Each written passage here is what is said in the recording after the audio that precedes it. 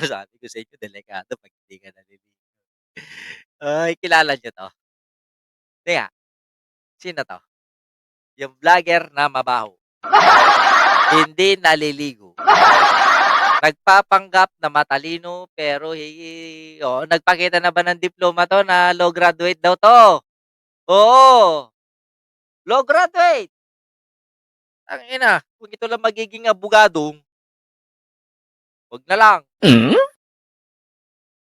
Chicks ni Pating pinalit niya kay Alice Go. Shit. Sabagay sa mga ganitong itsura, sanay na si Pating. Bakit kamo? Pinatulan nga niya si Inday Marie, yung ex-convict. Hindi ko nga alam kung pinatulan din ni Pating yung asawa ni Leon.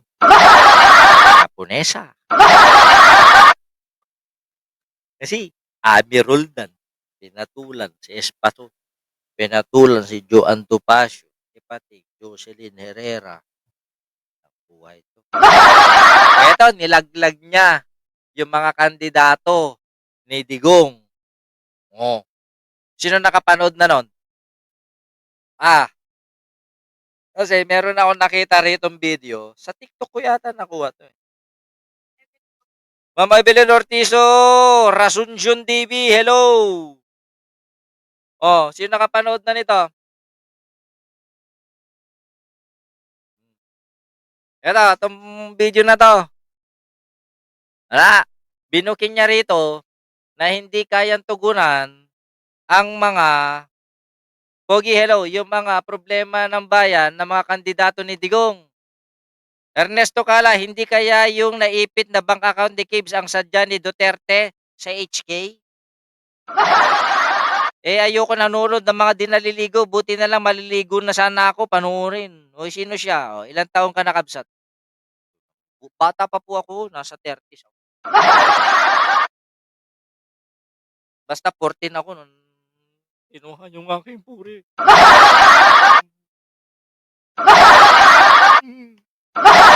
Kaya panoorin natin pakinggan natin kung paano ko sinabi nilaglag niya yung mga kandidato ni Digong. Natin to kasi ito po yung laban natin. Ito pong siyam na kandidato ng PDP. Ito pong 4 na abogado, may artista tayo, meron tayong pastor, meron tayong congressman, meron tayong 2 senador.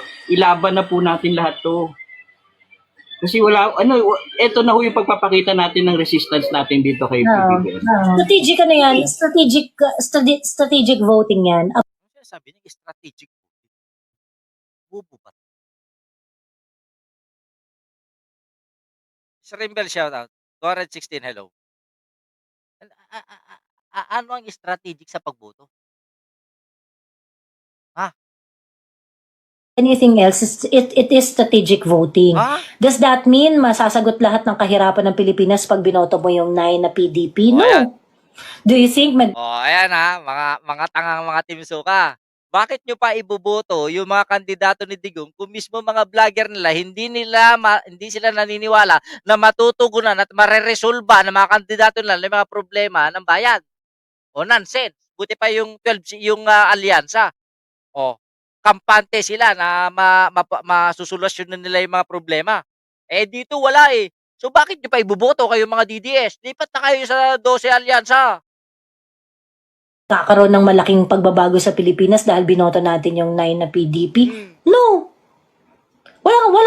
Walang massive change na mangyayari after 2025 election. Ayan kahit manalo pala ang mga kandidato ni Digong, walang pagbabago. So bakit kayo susugal sa inyong kandidato kung sa tingin ninyo mismo ay wala silang magagawa? Ayun yan, doon sa vlogger nyong hindi naliligo, mga tanga. Ang pinipigilan lang natin dyan, hindi magtuloy-tuloy ang Marcos leadership. Yun lang ang purpose nila. Yung hindi magtuloy-tuloy. Hindi nila intention na gumawa ng mga batas para ikakagaan ang buhay ng mga Pilipino. Di wow! Yun lang yung realistic goal dyan. Laglag ang mga kandidato nyo. Nilaglag kayo ng isang naggagaling-galing ang hindi naman naliligo. Uulitin ko, kumpleto, walang obstruction. Tira. todo na natin to kasi ito po yung laban natin. Ito pong siyam na kandidato ng PDP, ito pong apat na abogado, may artista tayo, meron tayong pastor, meron tayong congressman, meron tayong dalawang senador. Ilaban na po natin lahat to. Kasi ito na ho yung pagpapakita natin ng resistance natin dito kay PBBM. Strategic ano yan? Strategic voting yan. Above anything else, it is strategic voting. Does that mean masasagot lahat ng kahirapan ng Pilipinas pag binoto mo yung 9 na PDP? No. Do you think magkakaroon ng malaking pagbabago sa Pilipinas dahil binoto natin yung 9 na PDP? No. Walang massive change na mangyayari after 2025 election. Ang pinipigilan lang natin dyan, hindi magtuloy-tuloy ang Marcos leadership. Yun lang yung realistic goal dyan. Ano? Tapos ang laban. Tapos na boxing, hindi wala pang simulaan. Ang purpose nila, hindi para sa bayan. Ang purpose nila ay pigilin si BBM. Siraan si BBM. So bakit pa kayo susugal? Kayo mga DDS, sa mga kandidato nyo, kung mismong yung mga key personalities na nagtataguyod dapat sa mga kandidato ay hindi naniniwala sa kakayahan ng mga kandidato nyo. Mga kawawa kayo. Yun lang. Oh. Ang tanong ko, kailangan pa ba natin mangampanya? Kailangan pa ba natin gumugol ng pera para sa pangangampanya sa mga 12 alyansa? Hindi na. Kung ang pakiramdam ng mga pro-DDS vloggers ay talo na sila, eh tapos na. Bakit pa tayo magmamaktol? Bakit pa tayo magsasakripisyo? Bakit pa tayo magpapagod? Oh. Rino Angel, hello. Di sakip si BBM para magtuloy-tuloy ang leadership. Di tulad ng punyo, swapang. Sabi dito, susugal pa rin yan ang bulag na tangang panatiko ng DDS. Magbabaliktad daw yan. Kanino kaya pupunta? Sabi nila. Sabi nila, ang nagsabi, kasama din niya. Si Joey, babaliktad din yan. 11-1 na, bawas na si Babalina. No, sapat na si BBM. Sunod na lang tayo kay PBBM. 12-0 ang kikampanya natin. So, yun lang pala ang goal nila. Sariling interest at hindi ma-impeach si Sara. Ako, wala po nakikita sa Marcos admin. Ewan ko ba kung ano nasa isip ng mga DDS. Ayun naman ang kukontrahin kita dun, Jinky. Yung sinabi mong, ewan ko kung ano nasa isip. Wala po silang isip. Baka dilawan yan. Wala palang alam ang 9 PDP candidates. Huwag na sayangin ang inyong mga boto. Sabi dito, ang purpose talaga nila ay bagsak si BBM at papasukin ng China para maging probinsya tayo. O dati, Joy Diviv, ginagamit si BBM laban sa dilawan kasi daming pakinabang ngayon baliktad. Jenny Ramos, ay, Di Marcialo na para tuloy-tuloy na si BBM. Sabi ko ngayon, naantay ko nga silang manggulo.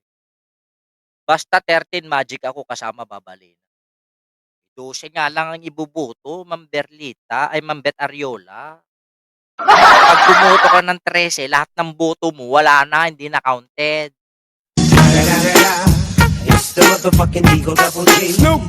Kaya siguraduhin po ninyo na hanggang 12 lang po yung iboboto ninyo. Kasi, baka ma-technical po yung inyong balota. Diba? Kung gusto mo, isa na lang iboto mo, bagtit. Hindi na kailangan bilangin. Disqualified ka agad. Tres, naku, ibubuto nyo si Willie.